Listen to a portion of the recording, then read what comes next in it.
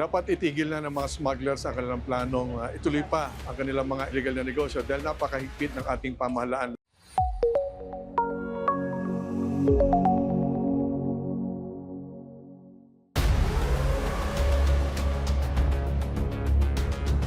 Meron tayo ulit na nahuli base ito kasi sa mga pinagtrabahuan ng ating intelligence group. Ipapasalamat din ako sa kanila dahil natukoy natin itong warehouse na to na naglalaman ng mga peke na pabango at mga lotion. Ang halaga nito ay hindi bababa sa 841 million. Ito ay nilalaman ng 1,824 boxes ng iba't ibang klase ng peke na perfumes, pabango at lotions. Lahat ito ay galing sa bansang China. Dapat itigil na ng mga smugglers ang kanilang planong ituloy pa ang kanilang mga illegal na negosyo dahil napakahigpit ng ating pamahalaan, lalo na ngayon.